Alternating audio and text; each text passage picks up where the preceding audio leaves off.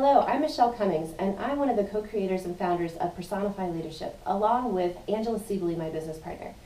We've been doing an interview series with multiple leaders around the world, connecting you, our viewers, with some of the great leaders that we've had the privilege of working alongside. Now today we're going to interview Carl Larson, who's one of the co-authors of the book When Teams Work Best. Now in this book he talks about the drain model, and I'm going to let him tell us a little bit more about all the other great stuff that's in the book as well. But one of the concepts in the book is called the drain model, and we utilize that concept and that model in one of our competencies of our program, in the eyes of a leader. And in that module we focus on how to be a leader who has a vision for the future. So I'm excited to introduce you today to Carl Larson. He is the Professor Emeritus of Human Communication Studies and past Dean of Social Sciences at Denver University here, located in Denver, Colorado. He was also awarded the Driscoll Master Teacher Award at DU, which is actually given by the students themselves as being one of the most prestigious professors on campus. He's also the author of 8 books, and so I'm very excited to introduce Carl to you today. And so Carl, thanks for joining us. I'm glad to be here. Yeah, so tell us a little bit about yourself, and how long were you actually at DU? How long were you a professor there? I was at DU for about 35 years. Okay, yeah. So, and were you pretty much in the same line of study the entire time? Yes. Yeah. My background was in group communication, problem solving, decision making in groups, and got interested in teams because some of the better examples of great decision making groups are teams. Yeah, absolutely. So tell us a little bit about, now how did you meet Frank LaFasto, your co-author of When Teams Work Best? How did you and Frank meet? Frank was one of my graduate students. Oh, he was working on his doctorate, and he and I became very good friends, and when he graduated, we were trying to think of how we could keep working together, because we'd done a number of things while he was in graduate school. Okay. And so at the time we thought, well, the thing that, and this was way back in the mid-70s. Okay. And we thought, well, there's a growing interest in teams and teamwork and collaboration, and so we thought we'd do some basic work and get on the front end of that wave and find out some fundamental things about teams that weren't really very well understood at the time. Okay. And we've done 3 books together now on leadership, teamwork and leadership. Okay. So if you've written 8 books, where in the line of those 8 books did When Teams Work Best? When did that one come about? It was about the 4th or 5th one. Okay. The first book on teams we wrote, Frank and I, was called Teamwork. And that's where we spent most of our time interviewing examples of great teams and trying to figure out what were the factors that contributed to their success. Okay. So we had tactical teams like sports teams and military teams and law enforcement teams, and creative teams that developed artificial heart, teams that created one team, Paul Lazarus' team, that did Broadway productions, theatrical productions, lots of creative teams. And then the problem-solving teams, which were the ones that we really wanted to focus on, like when the AIDS epidemic broke out in the early 80s, we interviewed J. Lyle Conrad at CDC, Center for Disease Control, and he was the one who was in charge of fighting the AIDS epidemic. At that time, he told us that there were going to be about 20 million deaths from AIDS. Found it difficult to believe, but it turns out he was right. He was right. He incredible person. Yeah. Wow. So total, you ended up doing research over 6,000 teams. Is that correct? Well, from the first book, we created a set of measures that got at the 8 factors that we identified as the most predictive of success. Mm-hmm. And then we started collecting, building a database on the teams that use those measures. And when it accumulated to about 6,000 team members from various teams, we did analyses to find out, to get more specific about what kind of predictions could be made that would allow you to exercise more control over the success of the teams. What was some of the data that you collected? So as as you surveyed the different team members, what were some of the things that you specifically asked of them? Well, if you arrange them hierarchically, you'd start with how clear and elevating the goal was. Mm-hmm. You know, whether or not people derive a sense of worth from the goal, whether they're engaged in something that makes a difference, whether they understand it. It's amazing how many people are involved in activities they don't really, they've forgotten why they're doing. Right. But they're still completing a task, but they're doing it because it's just what you do rather than knowing why you're doing it. Yeah, okay. So how clear and elevating the goal is. And then the second factor actually is whether or not the team was designed in a way to help promote the goal. There are lots of teams that are just thrown together haphazardly, as you know. People are told now behave like a team, but they're not. But they're not given the skills to do that, right? Yeah.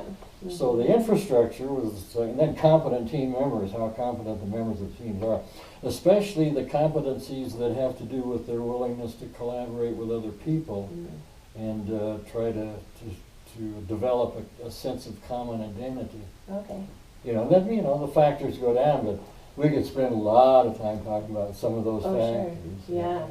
Very good. So now the DRAIN model specifically, what were some of the things that led you to creating the DRAIN model? What were some of the things that you saw in the teams that were the high-performing teams? What were the things that you saw that led to that model? Well, very early, we started out interviewing a fellow named Chuck Hall, who was involved in the Apollo Moon Project. Okay. Apollo Moon Project, the best example of sustained collaboration in the history of this country, outside of war. And Chuck was a senior engineer for lots of the projects that were involved and led to the man on the moon by the end of the decade, which was Kennedy's goal. Right. And I remember him telling, he was very excited about talking about this, and because it explained a lot to him. He said he would be laying in bed at night, and the phone would ring, and he'd pick up the phone, somebody at the end of the phone would say, you know that problem we've been having with the docking? I think I figured out what to do with it. Yeah, I mean, people literally during that project laying in bed at night all night long trying to figure out how to make the project succeed. Right. And so he was talking about mental energy. Okay? And he said that the mental energy that went into that project was incredible. The smartest people in the world. Right, yeah. On that project. So mental energy, he was kind of intrigued by that. Then he was to start talking about physical energy. He said they'd be in meetings, and somebody would look out the window and say, my God, the sun's up. Somebody go get some donuts or something. Right, yeah. I mean, literally, occasionally they'd be working all night long, they'd lose track of it. Now that's physical energy. Right. That's the presence and the willingness of people to put their energy behind a worthwhile goal. Right. But the most important, and I know this is one that you emphasized, was the emotional energy. Right. He said you could tell when you walked into wherever, Martin Marietta, Marshall Space Flight, wherever, you could tell, you could feel the emotional energy of the group. There was confidence. They believed they were ultimately going to succeed. He said that's the thing that makes a great team is the emotional energy that surrounds all of their mental and physical energy. Right, and more of that spiritual energy, like, whether or not the team has, whether they're working well together, whether they believe in what they're doing, and whether they believe what they're doing also matters. Oh, absolutely. Yeah. Well, so we were intrigued by that, naturally, and because you don't get to talk to somebody like that very often. We spent a lot of time with Chuck. Yeah. And then, so we started building this model of how energy gets focused on the goal, and the role of the leader is to keep that energy focused on the goal. Right. But then we started getting into failures. Okay. Like the 70-71 Chicago Bears in the NFL that opened the season 6-2, tied with the Saints, going to go and win the Super Bowl, lost all the rest of the games that season because Dooley, the head coach, and Hallis, the owner, got into a conflict, and the assistant coaches started lining up behind Hallis, and the players started lining up behind their fifth. Lost the next game, lost every game there. So they were so embarrassed by the end of the season they didn't even go back to the locker room, shower up, walked off the playing field, got into station wagons, and drove away. They still Wow. talk about it as a get out of town year. Yeah. You know, and To get out of town. so we started noticing that the failure of teams, most of the dramatic failures happened when the energy, instead of staying focused on the goal, got focused on other things. Right. I could tell you stories you wouldn't believe. Oh, I'm sure. I I'm mean, sure. aircraft carriers run aground because Wow. the crew were dealing with a leader who was so egotistical Right. and just dysfunctional Right.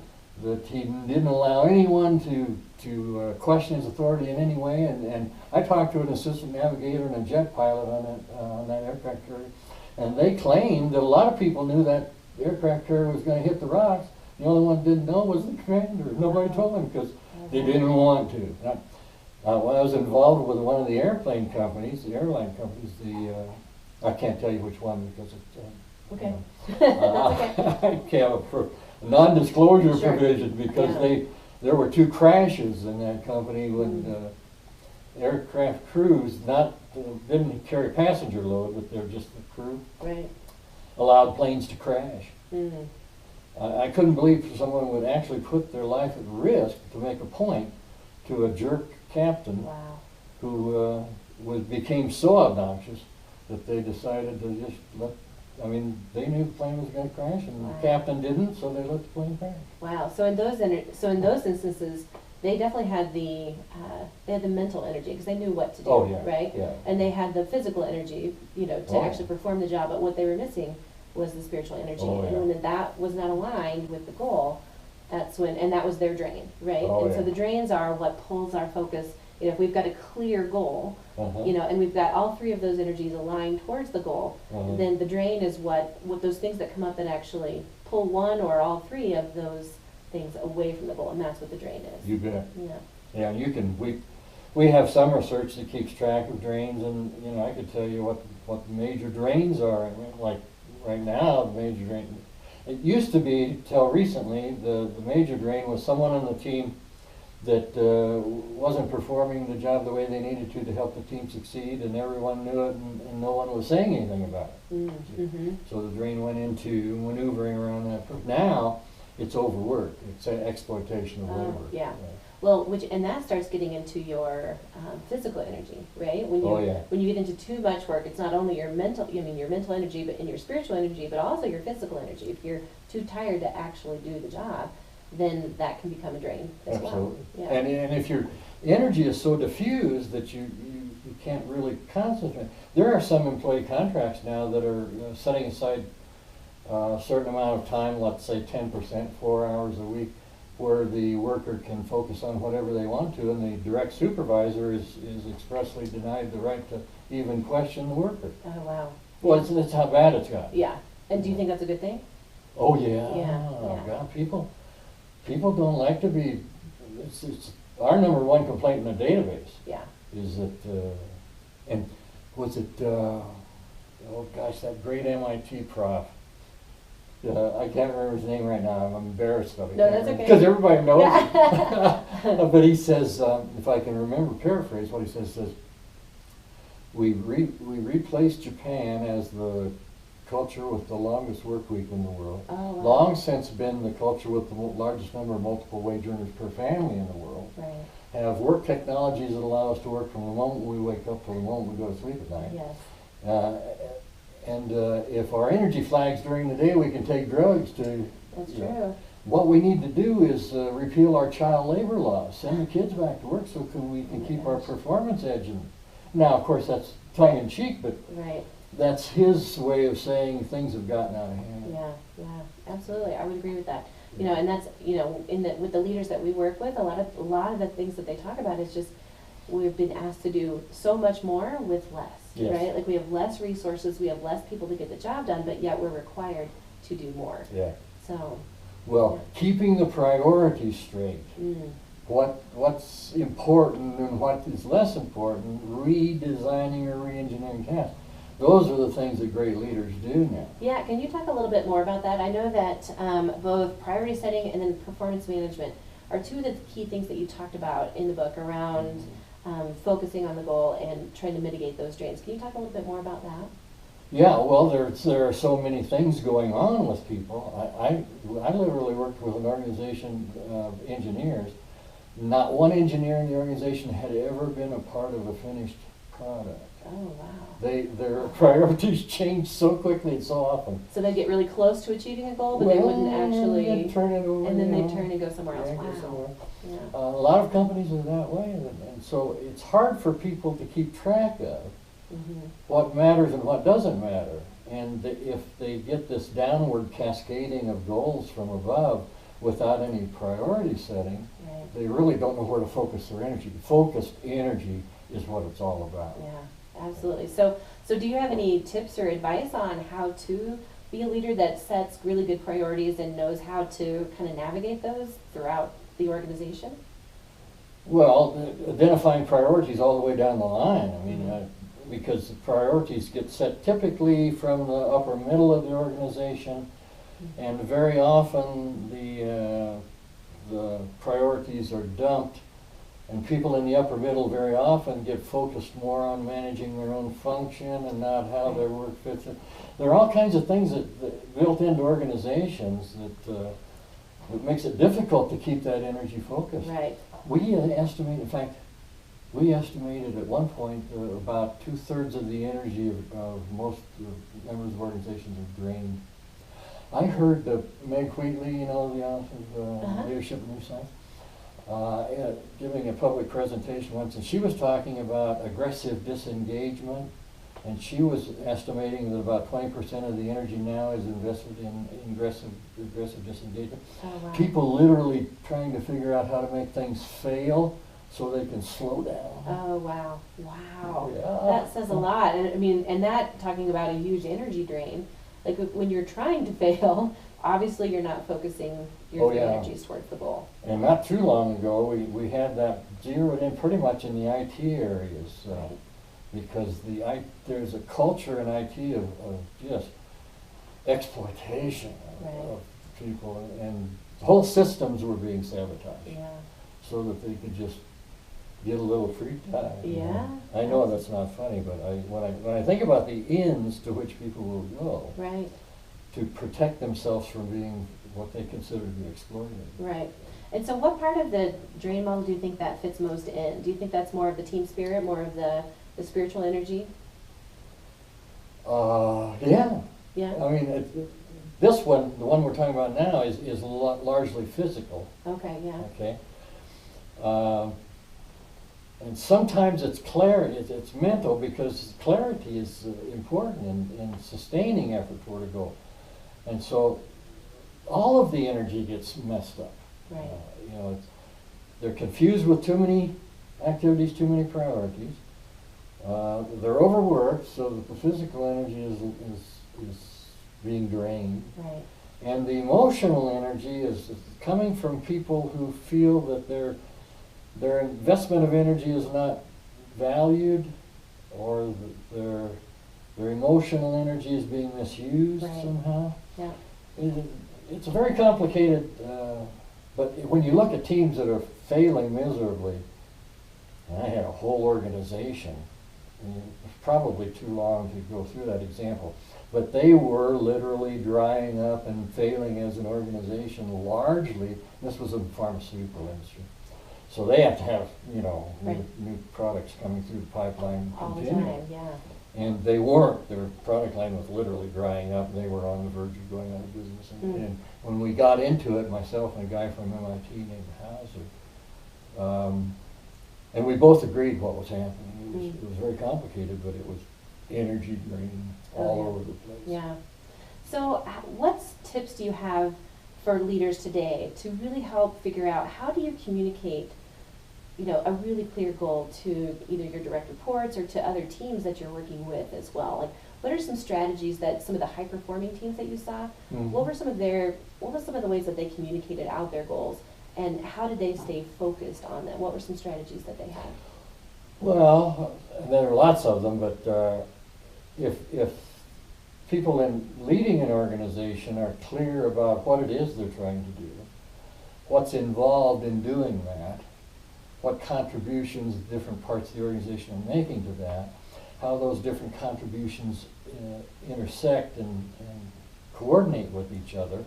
And then if they go as far as identifying what's going to happen if we succeed in achieving that goal, and what's going to happen and who's going to be harmed if we fail, Right. You very seldom find people explaining what we're about Right. as often and as fully as they should. Mm-hmm. And then if you create a culture where it's everyone's responsibility to notice when drains are occurring, Right. to tag them, or what we call tagging, I mean calling it to people's attention, surfacing the issue, talking about it, trying to figure out what you might be able to do, what you're willing to try to fix the problem. Mm-hmm. If you stay focused on, you know, what we all should be willing to stand up and identify. Right. If you create that kind of culture, then it's not likely drains continue very long. Right. Yeah.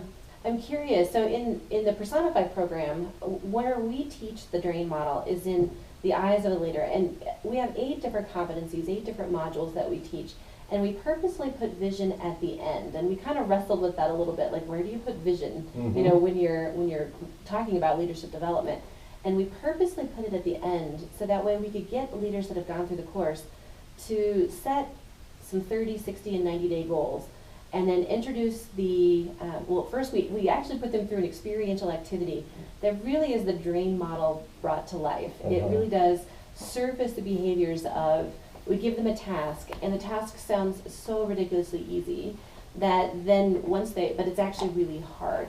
And so then once the team gets into doing the activity, and all of their team energy, lots of their energies get really kind of chaotic and out of control.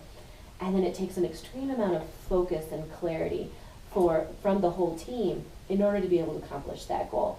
Now, we surface those behaviors first, and then we go in the classroom and we teach them what we call Drain Model Part 1, which is basically we walk them through what the spiritual energy is, mental energy, and the physical energy, and talk about how you have to have all 3 of those aligned towards a really clear goal in order to be successful. And that was what the experiential activity just was.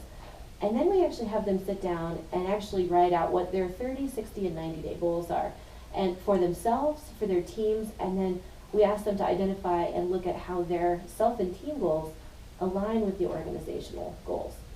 And then after they've set those, then we teach them Drain Model Part 2 as to why it's actually called drain, and the drain model, and get them to identify what are some of the potential drains that you could mitigate or identify right now so that you can eliminate those or try to avoid those from happening. So when you're thinking about some of your top performing teams and being able to A, set clear goals, and then B, communicate them down, was identifying drains ahead of time, was that a skill or a practice that some of your high performing teams had when you were collecting your research?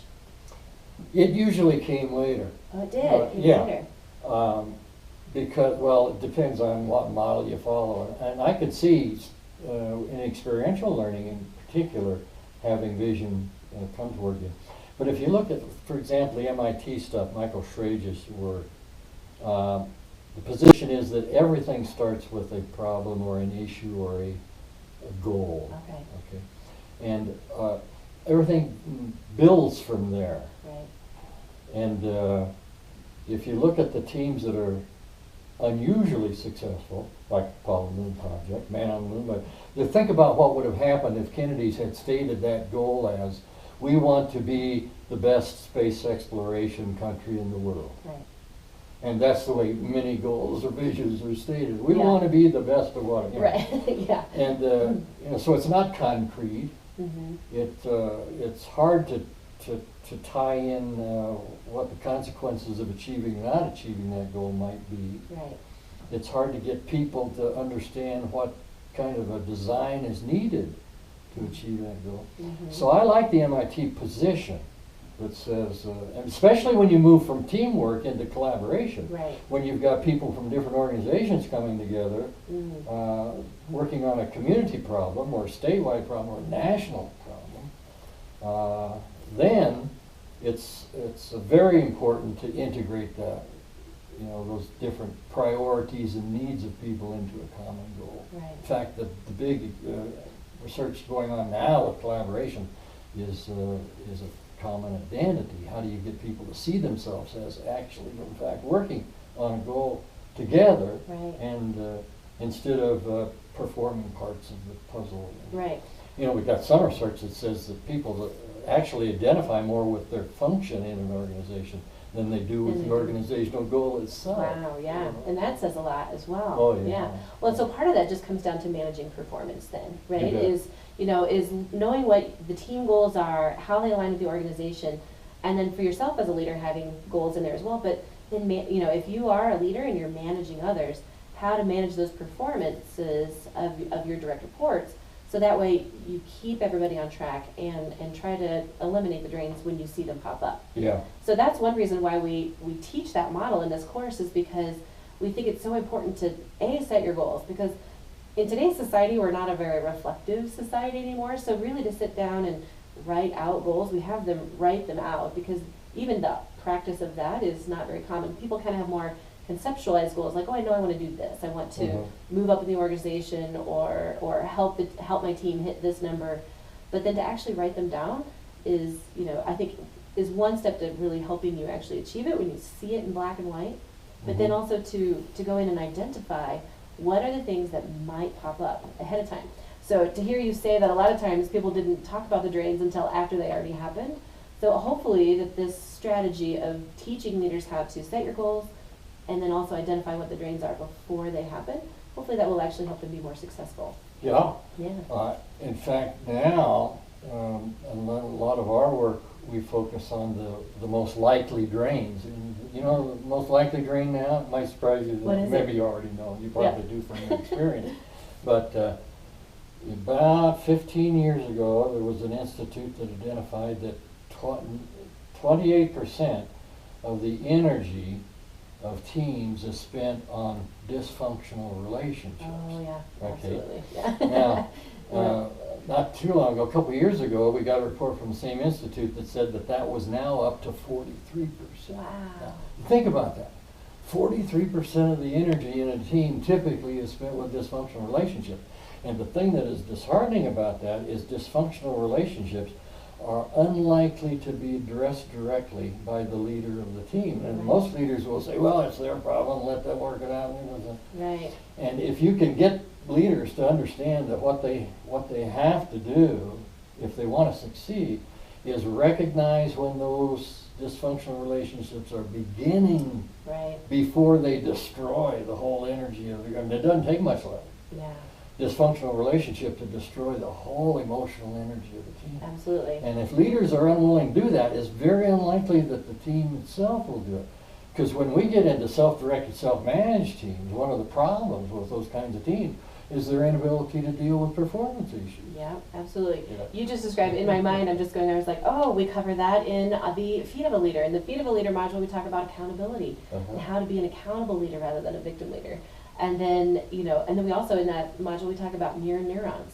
And we talk about how your team members will mirror your behaviors. Yeah. And so, what you just said, if you're not willing to do it, then your team is not going to be willing to do it either, because they're not seeing you do it. Yeah. And then we talk about, in the Spine of a Leader module, we talk about how to have those courageous conversations when you know you need to have them.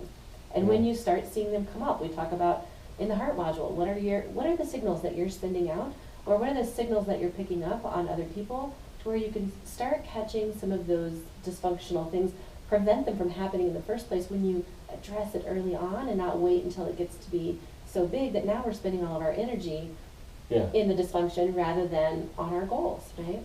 Absolutely.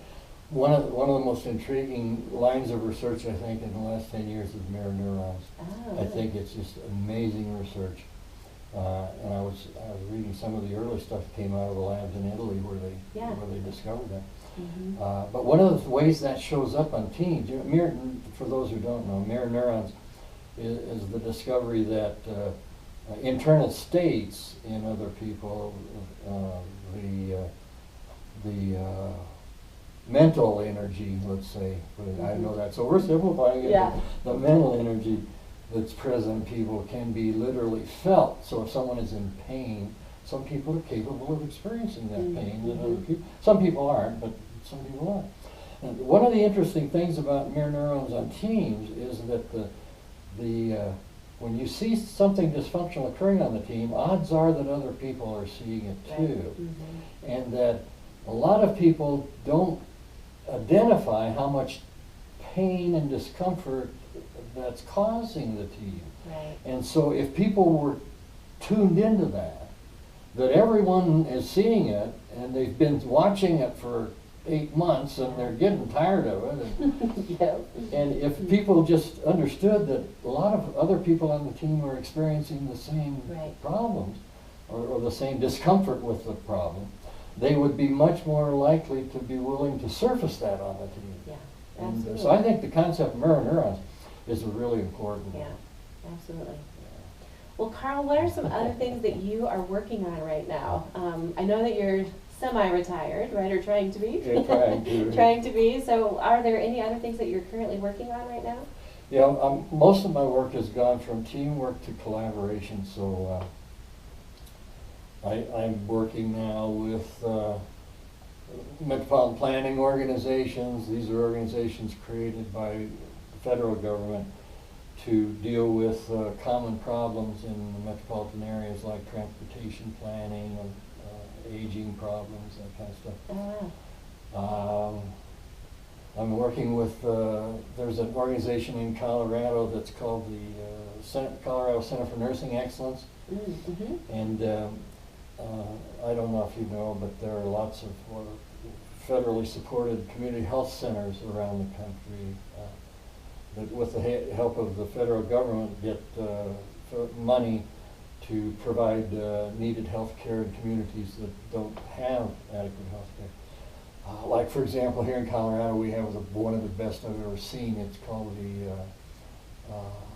High Plains Clinic down in Lamar, Livingston, down in that area.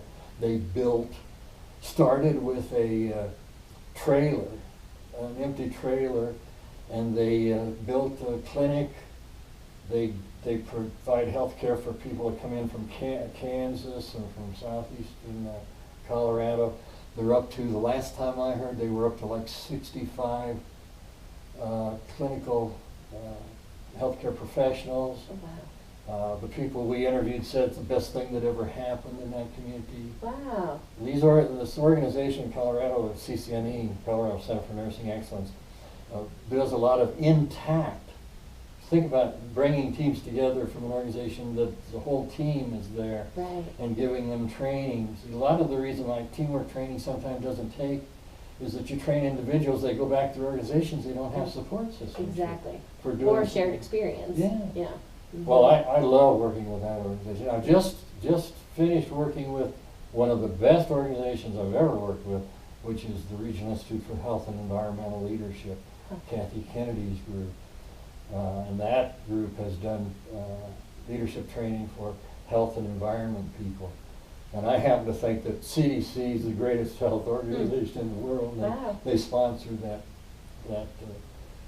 And so, as a matter of fact, one of the best teams I ever saw wasn't CDC. They've got great teams. Yeah.